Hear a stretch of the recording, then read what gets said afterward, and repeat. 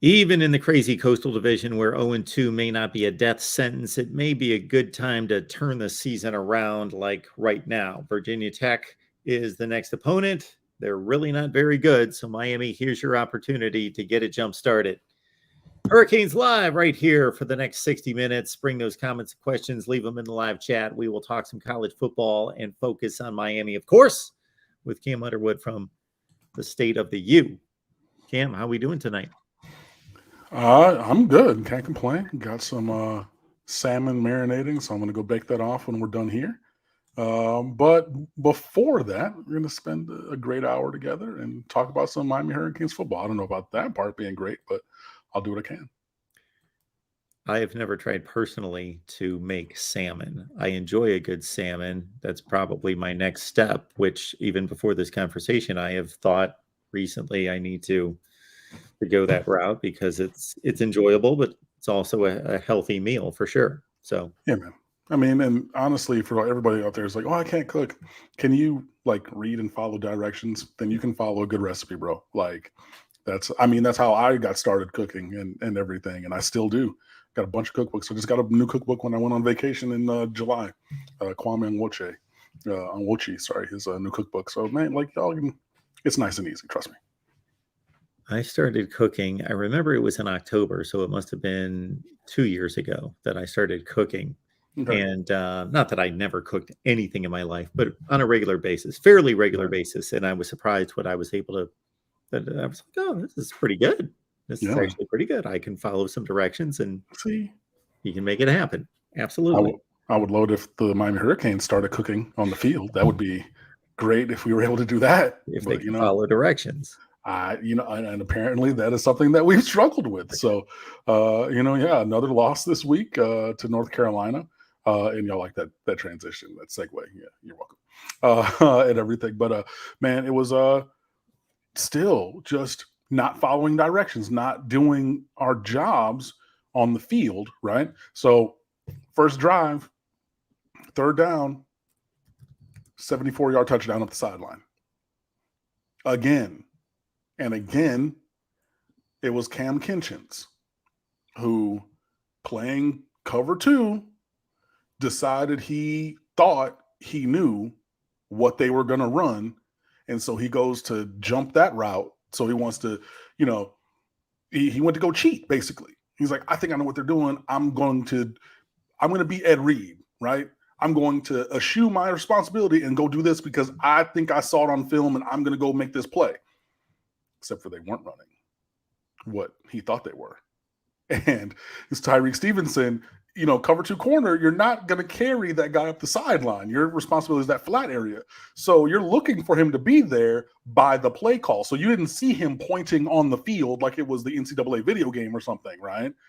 But Stevenson carried him a little bit, let him go because there was somebody in front of him still. So he's like, cool, I'm going to go do this. Cam wanted to cheat, did that, 74 yards, boom.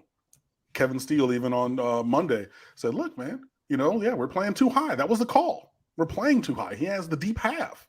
That's his job. Didn't follow directions like we're talking about in our cooking analogy, right? He didn't do what was dictated. Thought he knew better. Man, Coach Steele don't know. I see this. I'm going to do this. I mean, and that's a thing you can do. It just cost Miami 7 points. So it's just and there's been more than a couple of those, and the last couple of times it's been Cam Kinchins. So yes, he had interception in the game. Yes, he's a really good player. He's one of our best safeties and everything. But again, one person, not doing their job on one play cost him 7 points. Was there anything from a coaching standpoint on either side of the ball that you weren't necessarily pleased with? The approach, the scheme, the play calling? Early, I would say the first 2.5 quarters, third down defense. I just thought we tried to do the same kind of thing and it wasn't working, even with the pass rush, like you gotta eventually get to throttle down and not get past the level of the quarterback because he's athletic and he's able to step up and find that space. He hurt us with that a couple of times. And then just like not being situationally aware. Again, Kevin Steele spoke to this on Monday. He's like, in the game, there was like a 3rd and 9 and a 3rd and 11 on that long drive that they had. They got 10 yards on the 3rd and 9 and they're 12 yards on the 3rd and 11. And I was tweeting at the time, I said, this is a ball game play. This is a play for the game. People are like, man, it's 7-8 minutes left in the game. I said, we got to get the ball back. We cannot let them have the ball for 8 minutes. They had the ball for 8 minutes. Yeah, there were chances afterwards and blah, blah, blah. But even up until that point in the fourth quarter, it was they were really cooking us on money downs, 3rd downs and 4th downs. We didn't make them punt until I don't even know when, to be honest. It was in the second half, I want to say for sure. Maybe. Let me see. Touchdown, downs, touchdown, interception, field goal, punt. Yeah, they didn't punt until the almost fourth quarter. It was 58 seconds left in the 3rd until they punted. We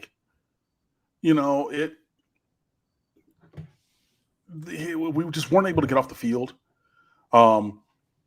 In terms of offensively, we got to find a run game, any semblance of a run game. And I know that teams are going to try to take away the run. I know they're going to crash and, they're going to just bring everybody up from the, second level. Linebackers are going to shoot gaps, against the various schemes. And, we mix man and zone blocking schemes. But some of them are slow developing, like if you're running a power play or a GT, counter or something, you're bringing guys from one side of the line to the other, and they might be athletic enough to do it, but they're not the most athletic guys in the world.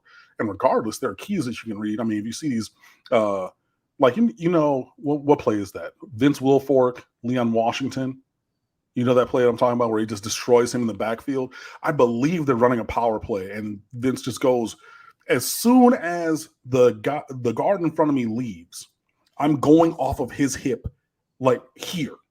And you're not going to be able to down block. You're not going to be able to get to me because as soon as he moves, I'm going off of his back hip through. And you see a lot of that from the other team's defensive line when they play Miami, right? And you just can't. Look, Tyler Van Dyke almost 500 yards passing. 3 touchdowns, an interception on the last play of the game that was tipped because we rushed to the line because Julio Skinner didn't get out of bounds like he needed to. Not saying it was perfect, but, Tyler Van Dyke looked like Tyler Van Dyke, finally.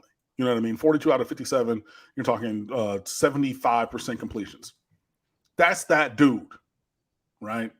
But even if you scale that down by a third, you're still at 340 yards with probably 3 touchdowns, all that. We can throw the ball, even with Tyler missing some throws, even with a couple bad drops. Being able to run the ball is a problem still. And Miami wants to be physical, and Cristobal wants to be physical.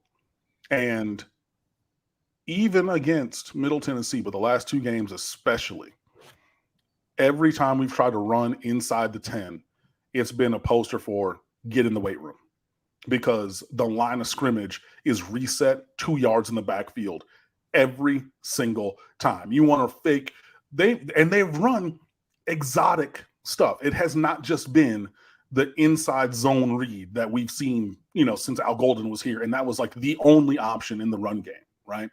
They brought jet motion. They tried to, hit them with a wide zone to the short side of the field. We've tried to run power. We've tried to run counter. We've tried to run. I mean, there's been a diversity of scheme in the run game inside the 10. It don't matter because if you cannot block the man in front of you, if you're going backwards and all of a sudden at the snap of the ball, you're a yard, 2, 3 in the backfield, regardless of which offensive lineman it is, that's not good enough. So I love the development.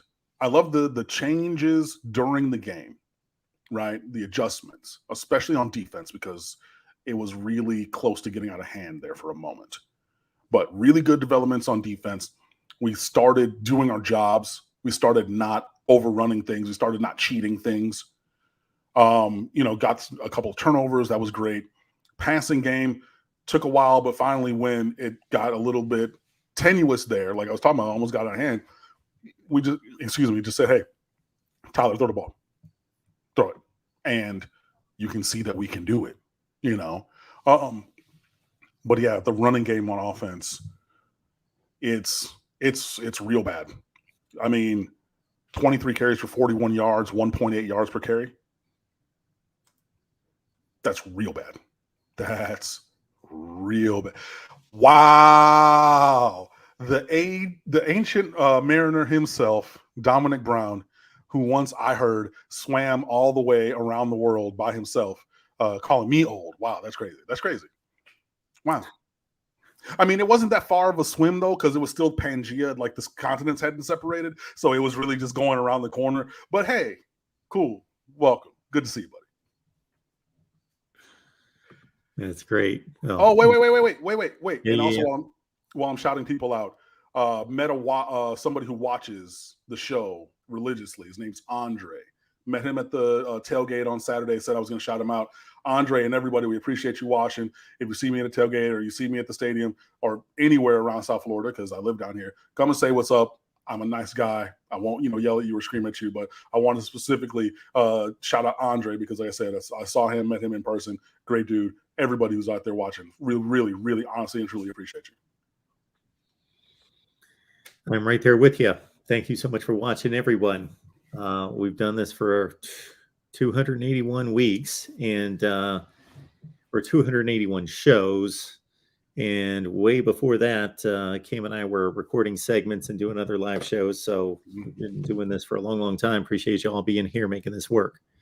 So there's a number of ways you can support us. So I think you probably know what those are. Hit the like button, share the videos out on social media, spread the word. Super Chat is open and ready. I believe should be available to you. Certainly let us know because it happens. It happened during our Oklahoma show today that somebody said I don't have the ability to send a super chat. So I know that sometimes there's just a quirky situation where whatever with YouTube. And so I will double check that, make sure that's activated, but super chat's available to you. Yeah, you got to think that 57 passes and 24 runs doesn't sit well with Mario Cristobal. No, not at all. He doesn't want to play that kind of game. He doesn't want to, but I mean, it became a matter of necessity, on Saturday. Like we just could not run the ball. And, you get a turnover on downs at the 1 yard line and then give up the 99-yard touchdown drive behind that, but like, I get it. You said, no, we're going to line up and we're going to block them. We're going to move them. We're going to create space and we're going to get in the end zone. Nope. It took a while. I saw the comment somebody earlier was talking about that fade touchdown to Colby Young. Hey, Colby Young is going to play. Well, first of all, he needs to play more, but he's going to play more. 6'5", 215, JUCO transfer with 3 years of eligibility left. I mean, we need a big receiver. And I was saying that and saying that and saying that and saying that. And people were like, well, Frank Latson's 6'4". Frank Latson doesn't play 6'4", because we threw a fade towards him earlier along the same sideline. And he was waiting for the ball to come down to him, and it's funny. Lamar Thomas was in the press box and he was beside himself. He was going crazy. You gotta go. I mean, like, hey, like, I'm not going to tell you not to root, but I mean, you gotta go. He was Lamar Thomas, Miami Hurricane legend, like NFL wide receiver, like has coached wide receivers in multiple, colleges around that Lamar Thomas. I'm going crazy because Frank Latson doesn't play 6'4". So if you have the height, but you don't use it, what use is it?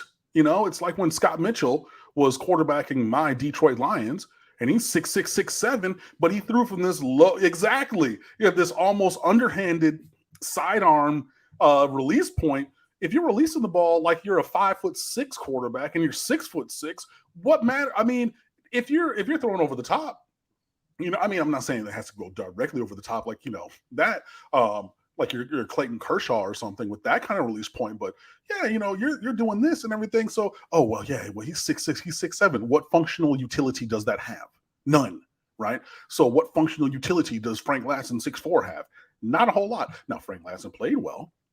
I think in general, he made a really nice couple of catches with his hands, really, ball, thrown towards the sideline. He just goes and snatches it out of the air. Great, cool. But when you throw the ball up a little bit and we need you to moss somebody, we need you to big boy somebody, right? You're supposed to be that receiver because of your stature, and you don't do that. We need somebody to do that. I've been saying that for a long, long time. Enter Colby Young, right?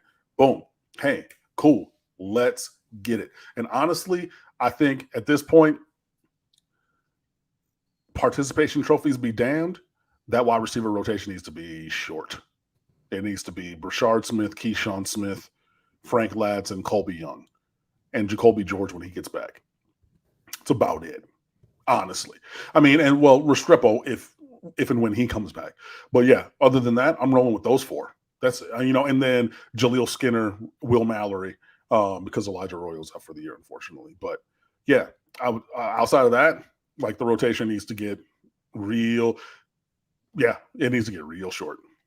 And I did not mention somebody who currently starts. Sorry.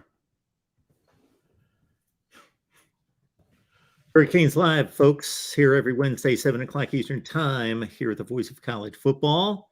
Cam makes it go. Check out Cam's work and the rest of the staff there at State of the U as the Canes get ready for Virginia Tech, a pretty awful football team.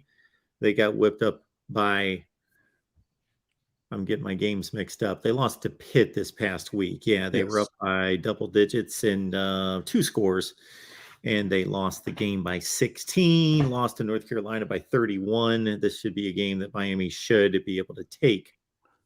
Should. But you got to go out there and play. And they got scholarships too, and they play for pride too. And I'm sure that, they're looking at Miami and saying, it's if you get mesmerized by the name on the jersey, yeah. But if you look at what they put on the field this year, it's not really much of a mismatch. You know what I mean? This is a very, I think the line was like 7. This will probably, unfortunately, be a close game, which doesn't bode well for my enjoyment of things on Saturday, but, whatever. So this run game situation, we're talking about a team that you spit the stats out, and it's ugly. It wasn't ugly just a few weeks ago against one of the more talented front sevens in college football at Texas A&M. Yeah, I have no idea. I mean, they're just – defenses are selling out against the run. It looks like 2017 Pittsburgh. Or, I mean, a couple of teams tried that. Carolina tried that in 2017. We're going to make you throw the ball to beat us. And eventually we hit one throw, and then Pittsburgh came and we didn't hit any throws, but they are pretty much everybody now, following that Middle Tennessee blueprint. Look, we are bringing it. So, basically just hype up the D-line. They're all their own line. They want to be tough. They're soft as Charmin. So, linebackers and safeties walking down, pick a gap and go. And you're going to find somebody there. We're going to read our run keys and see what they do. And then we're going to be there to combat that. And there's not been a counterpunch from Miami. Now, last week, Ja'Kai Clark and Justice Oluwaseun both got injured on consecutive plays. Both got up and walked directly into the locker room through the tunnel in the middle of the stadium. Ja'Kai Clark should be good. Justice Oluwaseun, he has a more significant injury. Cristobal said that multiple times when asked this week. Yeah, it's going to be a while, if at all, this season that we see Justice Oluwaseun, who was not really playing well. But it's kind of the thing, be careful of wishing for the W you don't know versus the W you do, because he was out there for a reason. And Isaac Sakapolu has some ability in the run game, but in the pass game struggles a little bit. But hey, your starting center and right guard both go down. Your starting should be found franchise left tackle is out, and in Zion Nelson, Chris Ball said he's a game time decision in Blacksburg. I mean, that's cool and all, but he's not playing. I'll be shocked if Zion Nelson plays. So you got really, you're down 4 starters. Well, you're down 3, and then you moved 1 somewhere else, right? So Zion Nelson now, Justice Oluwaseun, and Ja'Kai Clark. Ja'Kai Clark is back, or will be back. Now, if you talk about the optimal, I think, O-line would be DJ Scaife kicking inside to right guard, and then John Campbell at right tackle and Zion Nelson at left tackle. But Zion's out, John Campbell's on the left side. And now you can say, hey, Cam, he's been starting at left tackle all year. That's our starting left tackle. So we're down 2.5 instead of 3. Fine. But then you're miscasting Scaife and putting him out there. So you're not, even the 5 that you have isn't in the places where you really want to have them. So when you start to look at it, you see why Cristobal has 5 offensive linemen committed. You're going after Samson Okunlola still. And I would wager you're going to get a couple transfers because, the offensive line has had a rough go of it. So in terms of getting the run game going, first of all, I think that we've just put on tape who we are, like pretty fully in the run game, and people have combated that. And then secondarily, you have a little bit of an injury situation, and and you're missing blocks, and you got running backs, not following the play, and Cristobal said this after the game. He was like, yeah, we tried to run outside zone in one of the goal to go situations, but you're supposed to read this, you're supposed to go here. But, again, trying to be a hero, he's like, okay, well, I'm not going to read that key. I'm going to actually go here because I think better. But then you don't see that second, third level defender scraping over into that gap. But if you would have followed it, then you would have walked in, but you didn't. So now we got, it's all those kind of things. So, to Devin Ray's question, I think that we're going to have to throw the ball to open up the run game a little bit more.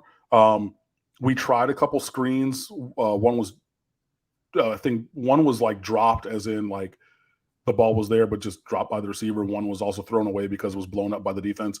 I don't know if you want to add in bubbles or now screens, or, you just want to keep throwing the ball 60 times a game, but you're going to put a lot of mesh crossers and try to get guys on man-to-man and, throw it short and let them run long. Yeah, but I think that you're going to have to find ways to utilize the passing game to open up the running game. And maybe, taking some shots early now that you think, okay, we've seen Colby Young take a guy up top. Let's have him do that first or second drive, take the pressure off, release that valve of the defense, a little bit, and then do something like that. Or, hey, Brashard Smith is super fast. Maybe throw, a ball to him down the seam. Keyshawn Smith, he's a great vertical threat as well. Throw the ball vertically, do something to, just release that pressure, and then maybe you can get there. But also, you're going to have to block it up. I got to swash this conversation in the chat. Come on. So there's a back and forth in the chat about Manny Diaz, the defensive coordinator currently at Penn State, and people making comments that Penn State's defense must have been trash last year and they were horrible and all this other stuff. Whoa. Hang on. Wait a minute. Penn State was 9th in the nation. I just looked this up. I didn't need to look it up necessarily, but I just want to make sure I got the exact number. They were 9th in the nation in yards per play defensively, and they played Ohio State, Michigan State, Auburn, Arkansas, Maryland. And on top of that, they had 6 players drafted off that defense, and they're going to have 3 or 4 that could have gone that are still there. I don't know where you're getting this. And they were so good on defense last year, their defensive coordinator got a top job at Virginia Tech, Brent Pry. Brent Pry, their coach, was the DC there last year. So, yeah. So anyway. All right. Is there anybody on this team, and we will let Cam take care of business there, and remind everyone, hey, it's Hurricanes Live, and we know that you enjoy it, but guess what? Other people could enjoy it because of you letting them know. So so many people I know he's world famous, but there is a limit to Cam's celebrity out there. So there are people out there that don't know that Cam's around talking college football with us each and every Wednesday. Not everyone knows that we are here at the Voice of College Football. So there are people that you run into on social media and otherwise that don't know that we've got this going every Wednesday night. So please let them know that this is the place to be for college football discussion, and Miami first and foremost, of course, but we've got college football fan bases represented from all over the place here. So please join us each and every Wednesday night and tell your friends. Is there a player? Miami is 2-3, correct? With the record? That is I unfortunately know you hate correct. to admit Yes. that. So unlike most of the country has 6 games played right now. So I'm thinking I'm kind of in that mindset of mid-season grades, but we Yeah. can pick that up next week. But I still will ask the question if there's a player to take this from a more positive standpoint, somebody that's flashed a little bit more than you expected, somebody that's, a young guy that's gotten a little bit more playing time this year on either side of the ball that you're like, yeah, I'm really, really happy with what I've seen there. Nigel Lee Kelly, defensive end from Dillard High School. The kid's a freak. I mean, he looks like he's going to be really, really good. I'm not going to put a modifier, qualifier on it. Like, he looks like he's going to be really, really good. Still 17 years old, by the way, has not yet turned 18. Because somebody, actually, I saw people talking about this on the timeline because Cristobal was asked directly about young guys stepping up today, and he said, Nigel Leak and Wesley Bassane also. So I would say runner up, there, and some other guys. But yeah, man, like Nigel Leak Kelly, I mean, he's played in every game, and not just like consolation prize, participation trophy snaps. Okay, it's the last 2 snaps of the game, and we're going to bring you in. You know what they did with Nkosi Perry when they first started playing him? We're going to bring you in for the last drive, and you're going to hand it off or kneel it down 2 times. And cool. So you played well today. I didn't play, coach. Like, I went out there and did something that the starter could have done, but I was on the field and not on the sidelines. Fine. Those are not the snaps that Nigel Kelly's getting. Like, he's getting, first down, second down, third down. I mean, first quarter, second quarter, third quarter, fourth quarter, that last drive, like fully, rotating and everything. Nigel Kelly, I would say, of the true freshmen, man, yeah, him and then Jaleel Skinner, just starting to really step into a role, obviously, with Elijah Arroyo going down for the year. Dominic Mammarelli, being more of a blocking tight end, so he's not really going to be somebody you're going to target a lot in the passing game. But I would say, so on offense, Jaleel Skinner; on defense, Nigel Kelly, with the honorable mention to Wesley Bassane. Yes, Dirty Cane thing. Yes, Penn State was 7-6 last year, and Manny Diaz wasn't there for that. They did get their quarterback hurt after a 5-0 start, so let's understand that. All right. Kenneth Wayne's asking, what's the potential of Chance Williams with this team? His parents sit right next to me at home games. I mean, Chance Williams has all the physical ability. He just needs to kind of step up more in his production. He's another guy who is, big and physical, lengthy. So, long arms, quick twitch athlete. Jacksonville Oakleaf High School, he was teammates with Jalen Rivers, the probably best offensive lineman that we have.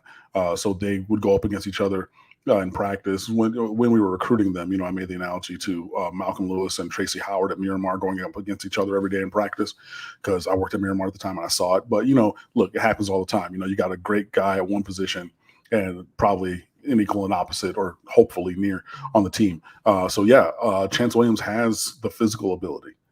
He has not translated potential into performance, even in the way that Nigel Leak has done to this point of his career. So if he's able to put it together, I think that he can be, a quality rotation guy. I don't have it in front of me. I believe he's played in a lot of these games. He just hasn't done much. So, that's really kind of where it comes from. But yeah, I think that he still has potential, but again, eventually, potential to a player is like, how friend is a 4-letter word when you're like into somebody. Hey, friend. No. Potential gets people fired. You know what I mean? So you need to eventually turn that into production and performance. So that's his big challenge and everything. But I mean, he was a top probably like 125 player in the country, 4-star recruit, 6'4", 230. Like, I mean, like, this is a kid who, I mean, gets off the bus, looks the part, So, and shout out to Prop Joe from The Wire, look the part, be the part. He got the look the part down. He got to be the part. And that's the journey that he's on. Yes, Chance Williams right now has 8 total tackles, and he also has 1.5 tackles for loss and a fumble recovery this season. Yeah, so, he's playing, but not like, I mean, he's not playing Nigel Lee Kelly snaps, but he's also not performing like Nigel Lee Kelly in the snaps that he's gotten. So, again, it's incumbent upon him to do the work and make the strides. But the potential, the physicality, the pedigree, all of that, the athleticism, the size, all of that is there. The coaching, because if you're seeing players, plural, along the defensive line really stand out, Akeem Mesidor, 3rd highest pass rush grade in the country, or from Pro Football Focus. You know what I mean? For any defensive end. Nigel Lee Kelly, we already talked about. We see other guys on the defensive line eating. Maybe talk to them and find out what the secret sauce is, but it's not like, we're not doing the work. We're not developing these guys. We're not seeing these guys even right now this year doing these things that we want and need to see him do. But again, on many, many levels, it can be there. But there's a quality, the ineffable quality of greatness where you just kind of have to synthesize that and put that together. Hopefully he's able to. But I think it'd be a lot of reasons why he could. Tim, we so much appreciate your super chat contribution. Appreciate our USC guy, Tim, who does a tremendous job on USC post game here at the Voice of College Football over on the USC channel. Tim also has put together a Pac-12 show that they do here at the Voice of College Football on the main channel on Wednesday night. They have a great time, and they're between Tim and Tony and Ben and all those guys that knock that out over on the main channel. They do a phenomenal job. And Tim, thanks so much for checking on our super chat. I didn't mean that you needed to contribute, but thank you for that, Tim. And I was just checking on that. New King God, appreciate you also contributing here. Would you want TVD to come back next year or move on to Jake? I'm ready to move on after this year. I'm open to either, honestly. The way that the season is going, I'm not really thinking that Tyler's going to leave, but winning games in college is not a prerequisite to going to the NFL. And if you can separate yourself from the thought that wins are a quarterback stat, right? He does not have to do that. It's not like, okay, I need to do I need to win these games. So now you probably do want to win those games because then you can, talk about momentum and, being a captain and champion and everything or winning games, because quarterback is not like every other position. Quarterback is de facto an extension of management. You know what I mean? At every level. Like, they're the ones who are going to do the big press conferences and things. Like, they're the ones who are going to talk more. Like, you're going to have management, like the ownership aligned with, and then with the quarterback, and the quarterback is going to be the one who they put in front of the people because you know him to propagate that message. All these things, so it's really important. That's a really important position. And like I was saying, potential gets you fired. Hey man, quarterbacks will get you fired at the next level. So I say all of that to say, if Tyler believes that another year here is his best option, I am not pulling a what was the coach at NC State? O'Brien? Tom O'Brien.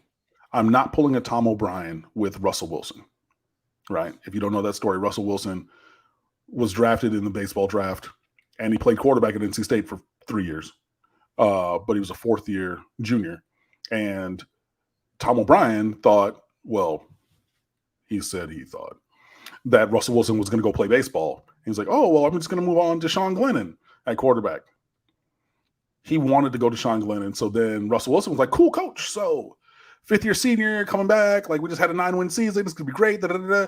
And unequivocally, and this is substantiated by everyone, Tom O'Brien told Russell Wilson, seek shelter elsewhere. You will not be playing here next year. Wherever you want to go transfer, I will help. But you will not be playing here this year because we're going to this kid and he's going to run our offense. And then you saw what happened, and that ended up getting him fired, right?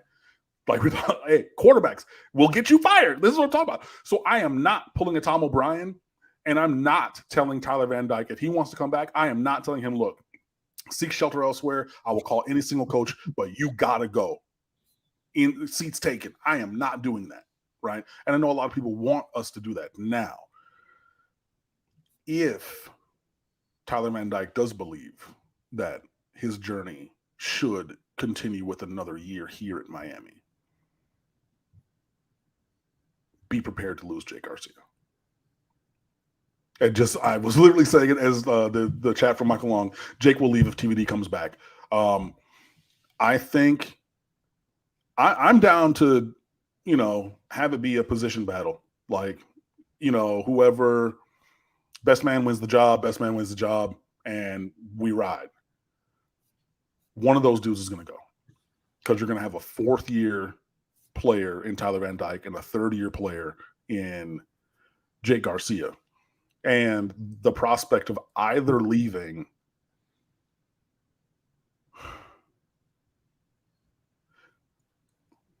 the prospect of, it would be a challenge because I think that Ja'Cory Brown needs another couple mango seasons. Like, even watching him in warmups, he is big and strong and has this incredible arm, but like, he ain't ready for prime time, buddy. He is not ready to, to throw that ball like we need the quarterback position to throw the ball. And regardless of who leaves, you're one snap away from the Ja'Cory Brown show, which would have some great episodes, but would also have some challenging moments. I'm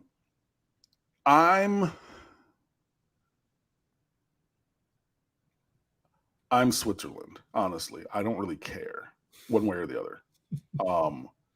There are positives and negatives to either one. Tyler versus Jake going into next year.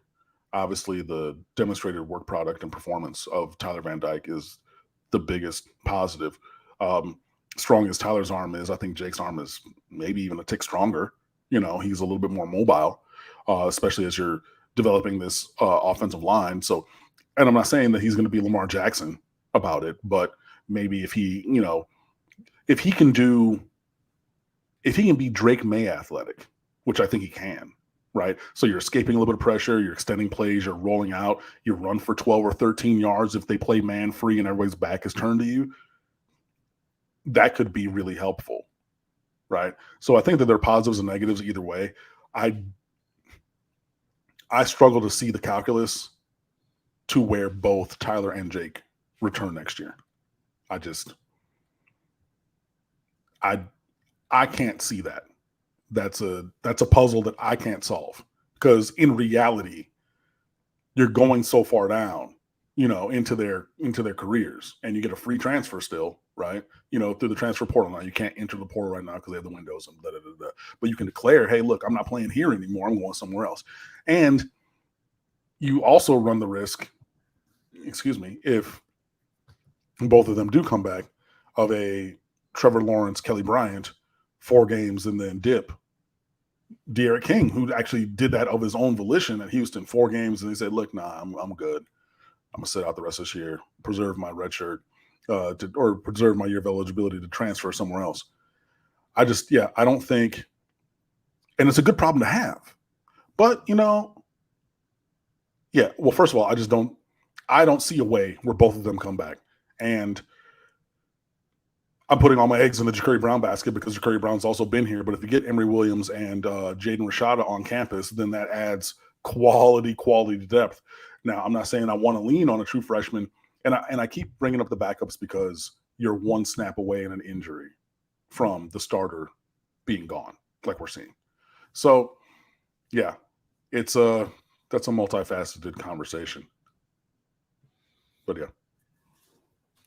Falconer X, we missed you. Haven't seen you for a few weeks, I don't think. Appreciate you being here, of course. And thanks so much for that. New King God coming back with, I think TBD only throws to 2 players, while Jake will spread it around better. That's verifiably false. He had completions to 9 players against Middle Tennessee. 1, 2, 3, 4, 5, 6, 7, 8, 9 again against North Carolina. That's a narrative that you bring up that is not substantiated by the play on the field, right? I would like to see him throw more to some other guys. Now, if you're saying he's force feeding the ball to Will Mallory too much, I will give you that. I agree with that. But it's not just 2 guys. And honestly, the big thing that has changed the distribution from really just 2 guys is the fact that one of those guys has a broken foot in Xavier Restrepo. So he's not playing.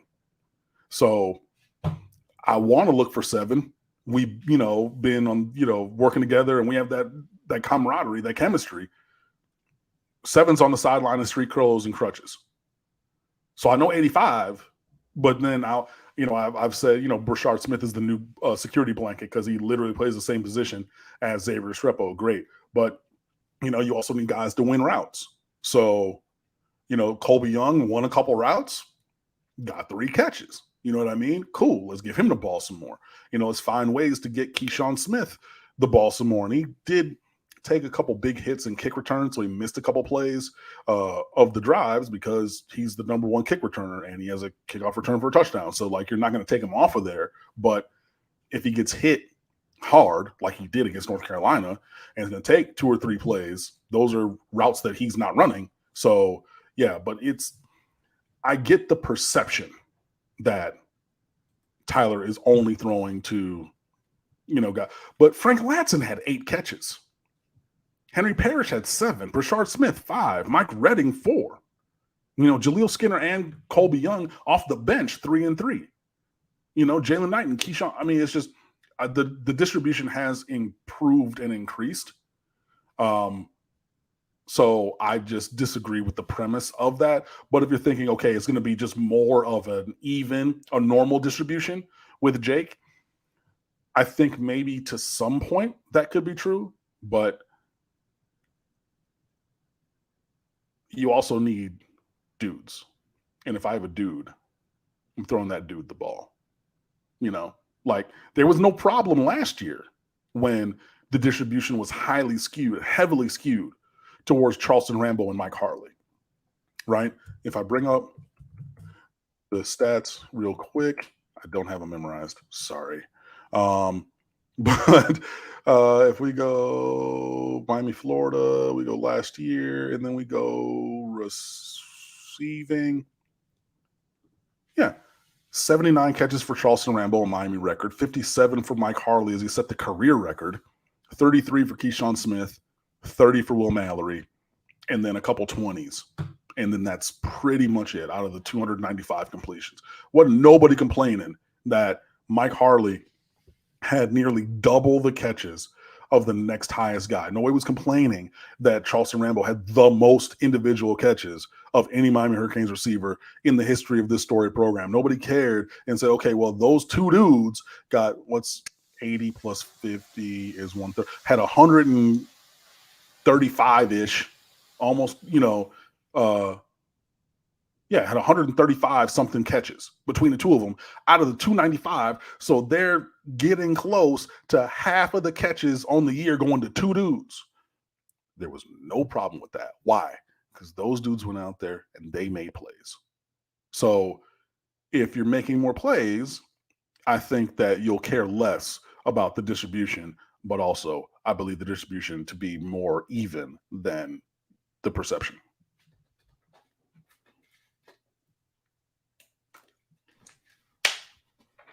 Absolutely. And the stats don't lie. They just need to be put into context. Falcon Rex, without offense and defense, the QB does not matter. Well, somewhat. I get the Yeah, point. right. I mean, we're working on it, but it's just one of those things. Where was I? I was late to the party because I I had called this up, but I had all sorts of videos running, on that page with audio, Yeah, and I'm hitting mute and trying to get rid of the windows and all of that right. other business. But yeah, when you got Rambo with 79 and Mike Harley with 57, it reminds me of, now this was maybe the most egregious distribution I've ever seen in my life. Who was the Vandy receiver that actually made it to the league and played? Shoot, I can't remember his Oh, 5 years ago. Jordan Cunningham, yeah? This dude he had like 100 catch seasons at Vandy, and like the next guy would have like 11 catches. Like it was like unbelievable how much they just threw it to him. And he was the only guy they had. It was funny. I swore Yeah, we're talking that about he maybe about 5 years ago. Cunningham, that doesn't. Jordan Matthews. Jordan Matthews, yes, Jordan Matthews, Yeah, Jordan absolutely. Cunningham also played, and he was the brother of a student of mine at one point. But yeah, in 2013, Jordan Matthews had 112 catches. The next other wide receiver had 42, and nobody else even had 20. So That was in what year? 13. Yeah, 13 I for see it Vanderbilt, right yeah. there. Yeah. And then in 12, it was 94 to 50. So it wasn't like, a great distribution then either. So yeah, but I mean, again, if you have guys, if you have dudes, throw them the ball. When what was the name of the coach? Mike Tice was coaching the Minnesota Vikings. Yeah. They famously had the Randy ratio because out of every 3 balls or 5 balls thrown, 3 of them got to go to Randy. That's the ratio because we got Randy over there. You know what I mean? And I was saying that about Amon Richards when Amon Richards, was playing here. Look, I'm not saying that it needed to be exactly the Randy ratio, but what we need to do is throw that man the ball because 82 is better than everybody else, right?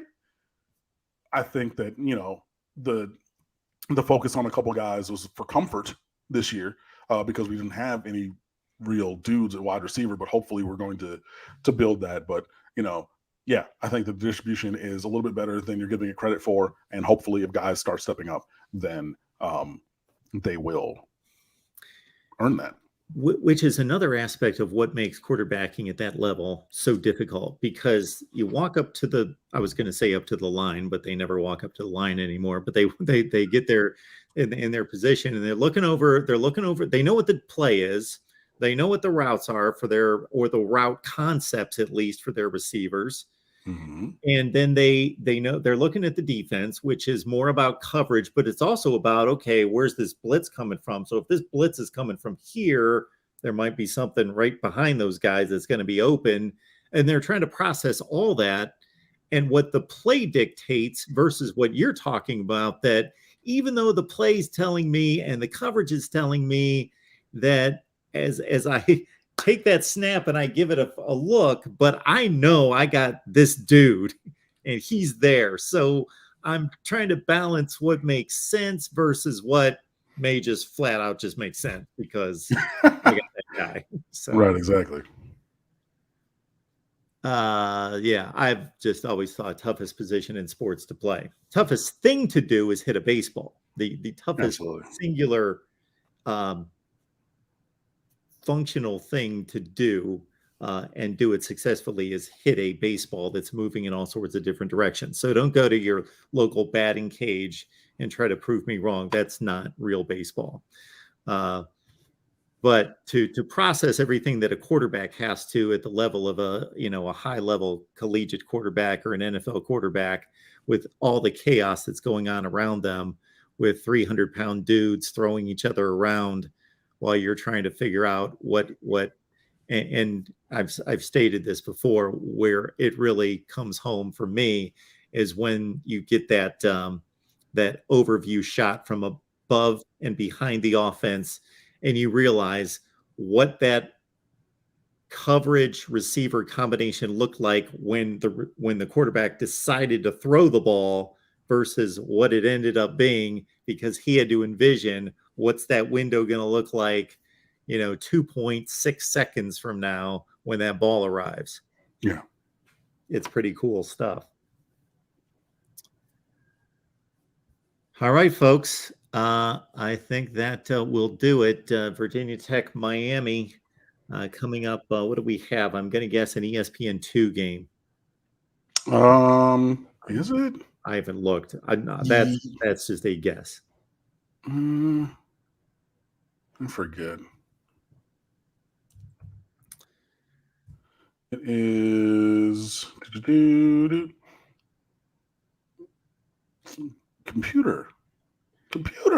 It is a ESPN Regional sports.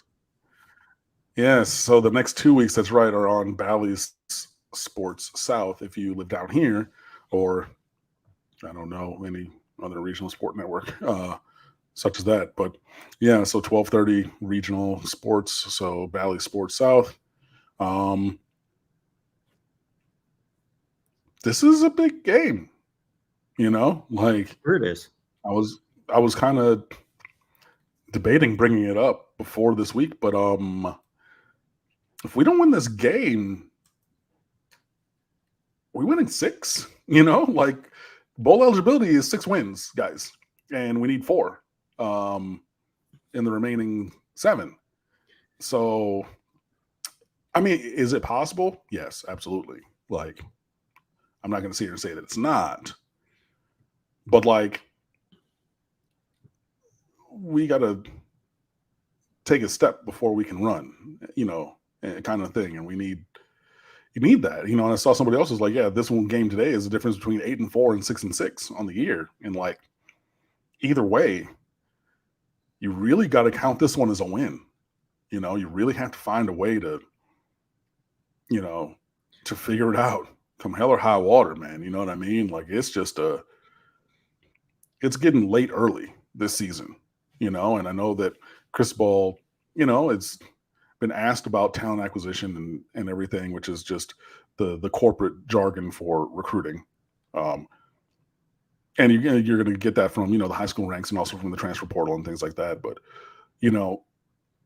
yeah, it's going to take some time to get this roster fully like you want it to be. But does the roster need to be fully like you want it or need it to be to beat Middle Tennessee and not give up a performance the likes of which we've not seen from a group of 5 team in terms of vertical explosive passing in 20, 30 years or more?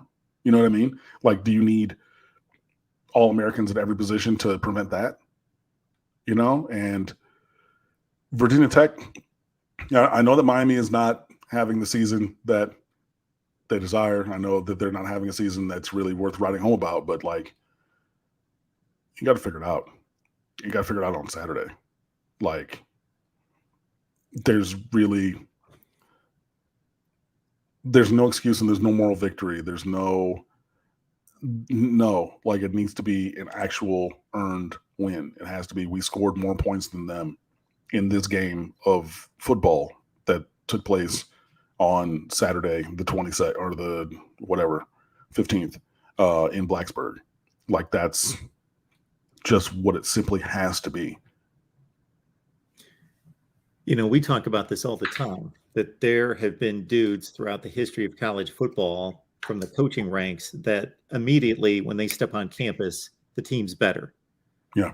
Even though they inherit the same team that went whatever they went the year before, just because by their sheer ability to organize and recruit a great coaching staff and just their sheer leadership, ability to coach, scheme, everything that they can do and assemble the staff that can do it, they just make. But in this day and age with the transfer portal, there's even less of an excuse for a first-year coach because they're able to at least, back in the old days, meaning 3 years ago, you inherited what you inherited. And you were going to have minimal contribution from your freshman class that you helped to recruit maybe a little bit, but you basically had to go with somebody else's guys. And we've seen a number of examples of a great coach just being able to turn 6-6 into 10-2. But now, there's Akeem Essador, and there's Henry Parrish, and there are dudes that you were able to acquire from other teams that are legitimate, all conference level type players. So there's less of an excuse these days that, okay, well, it's our first year, it's a honeymoon, and we can't improve until I get my guys. Like the situation at Oklahoma currently, I'm like, my goodness, how in the world? Yeah, that's I mean, I like I've said, I know that the quarterback position is singular, but like, man, like, Dylan Gabriel went down, and then everything came apart at the seams. I mean, obviously it did 49-0 against Texas last week, in case you're wondering what we're talking about. But I mean, you get blown out in the Red River Shootout and things like that, and it looks bad, and the defense there has not been great. He lost to K-State before that, and it's yeah, but Venables hasn't been a head coach before, and that's a big job. Cristobal has been a head coach before, and I mean, this is a big job. So, whatever. But you were at Oregon before, and everything. So, yeah, and it just, I didn't think that this was a gut reno. You know what I mean? I thought this was an update and a facelift here, and just do some, if you want to change the interior stylings of whatever, and change your finishes and your cabinet colors and countertops, sure, but like, no, we're tearing down drywall and down to the studs, and we're going to take out all the electrical, all the piping, all the the plumbing, everything that's in there, and either start from scratch with that, or no, we just tore this house down to the ground. We raised it basically, and then we're going to rebuild from scratch. I did not believe that this program was in that state of disrepair, but I didn't either. I think that that's the method and manner in which things are being approached from the staff, and that's maybe a little troubling. But I mean, we're already tearing the house down at this point. It's not like you can undo that. So you got to find a way to move forward. But, a step along that path has to be a win on Saturday. And I know that, there's a lot of recruits that are in this class talking about, hey, we're in this, we are dedicated to the University of Miami. We want to change the trajectory of this program, which is everybody's like, well, Saban lost to ULM his first year at Alabama. Fine, cool. All right. But like I said, one of the component pieces, if you say that, is then you're saying that this class is going to stay intact and add elite players, plural, to the group as currently put together. Fine. So you're getting a lot of guys that are saying, the right things, but eventually you got to win games, man. And that Carolina game was imminently winnable. Which is really a testament even to how things are going, because that was teetering on the edge of being a blowout. It was close there to really getting out of hand. You make it winnable, you don't win, right? But you made it winnable. A&M, very winnable. Middle Tennessee, much as I hate to say it, that game was not winnable. You got your doors blown off, right? But you got to find a way. And again, it's an ACC Coastal, your second Coastal game and things like that. And way back, an hour ago, Mark said, yeah, 0-2 in Coastal is not terminal to the season, but 0-2 in the Coastal, that's a 4-game losing streak. That means we haven't won since the second week of September, if that's how things go, right? That's really, really putting yourself behind the 8 ball. So, and I hate to say it like that. This right now is basically when I was saying in the third quarter, this is the game on the line and we need this stop. Cam, you're overreacting. Da, da, da, da.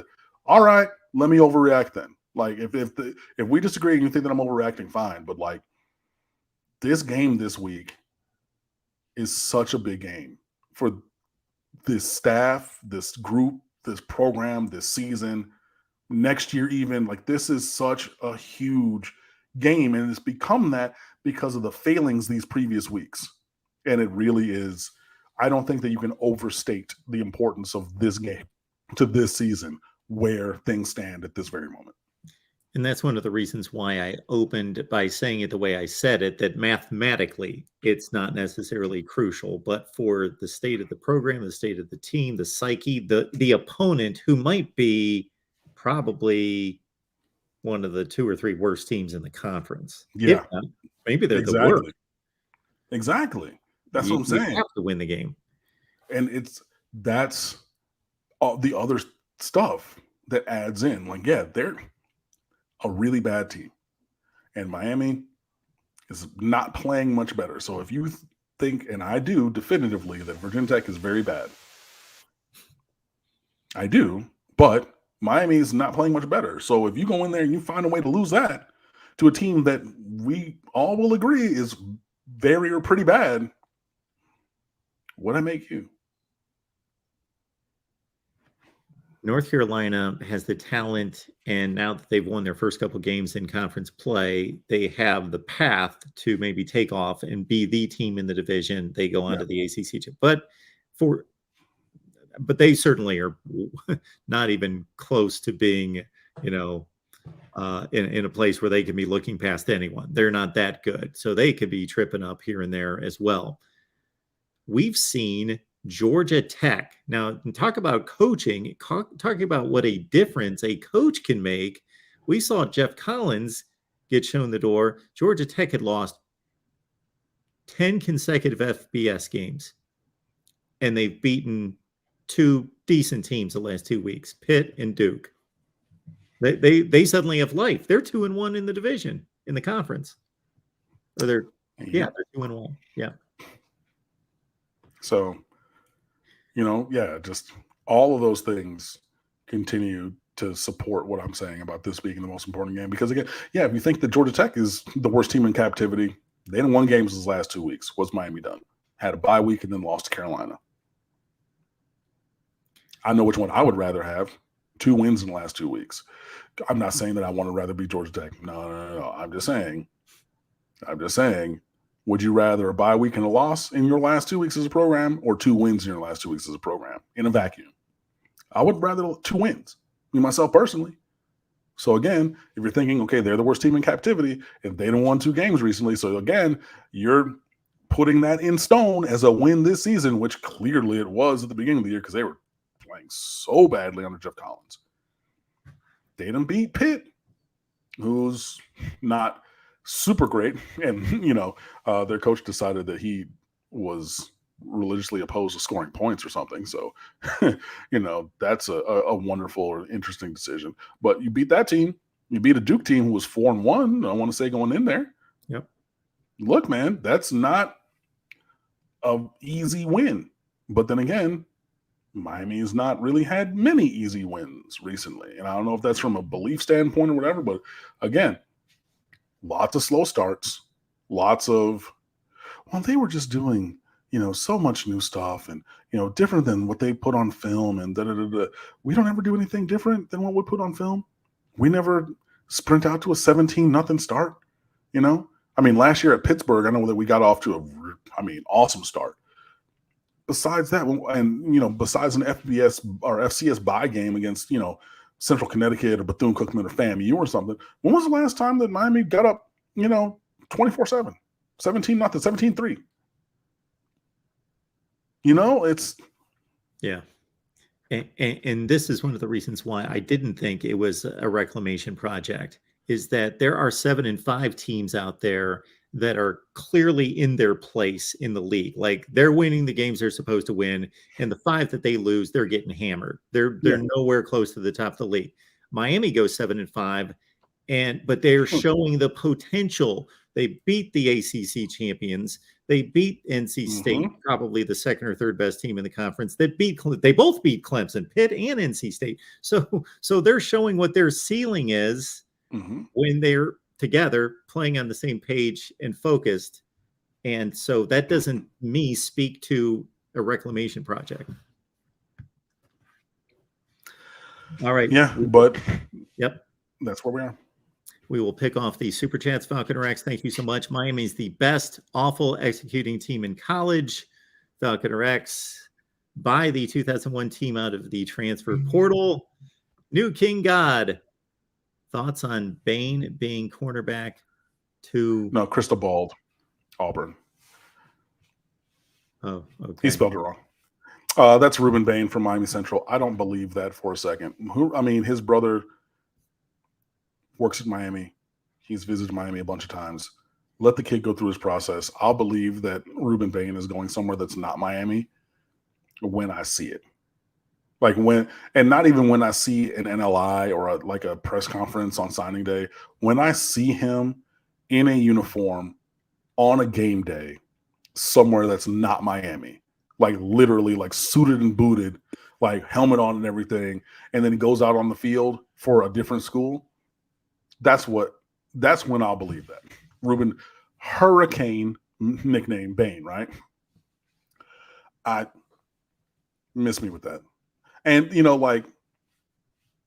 I got to figure out which account has that. But, I have a Cristobal, and I can put in Cristobal picks, and I have, and, whatever. But there's a lot of these writers for a lot of these sites who do it, and, they do it to drive traffic and just whatever. He threw it out there with, a 5 confidence, which is just he visited here 2 weeks ago, and he was at Miami last week, and Miami lost. So... I'll just put it in here and I'll put a 5 confidence on it for whatever. Cool, bro. Believe that if you want to. I don't. And that's a guy. I think Ruben Bain is like a Tracy Howard. No, sorry, excuse me. A Duke Johnson, like a Ray Joseph. Now, maybe he didn't announce as early as those guys, but I'll believe that he won't be a Miami Hurricane when I see him literally in a full uniform next fall at another school. Save this, print it, whatever you want to do. I'll believe that with Ruben Bain at that point in no time before. 29.5 sacks last year. Ruben Bain, 247 Sports top 100 player. Very nice. Kyler Wren, Miami Cane. Cam, my confidence is through the roof. Number 88, Young. Absolutely, man. Like I said, Colby Young needs to play more, and I believe that Colby Young is going to play more, and I'm very excited to see him, see what he can do. Falcon Rex, would a turf upgrade help this team? Oh, the turf jokes with Falcon Rex, that goes way back. Okay. Hey, I'm not averse to trying anything, although they do a really good job with the turf at Hard Rock Stadium. All right, Falcon Rex, appreciate it, man. And everyone else, thanks for contributing in every such way. Please hit the like button on your way out if you have yet to do so. Cam, what's going on at State of the U? Got a bunch of stuff cooking over there, including our recent it's not a Fat Boy Eats per se, but we had a nice tailgating piece from Kappa Kane, so go check that out. I've got another couple pieces up there as well, so I'm not going to give you everything, but the website is right there in front of you, stateoftheu.com. We're open 24/7, 365. Instagram, Twitter, and Facebook at The State of the U. My personal Twitter account is at Underwood Sports, where you learned that I came back on the last 4 laps of the Baku Grand Prix in Azerbaijan Grand Prix in Baku, and won with Pierre Gasly. Look, I came from 7th position to win in 4 laps.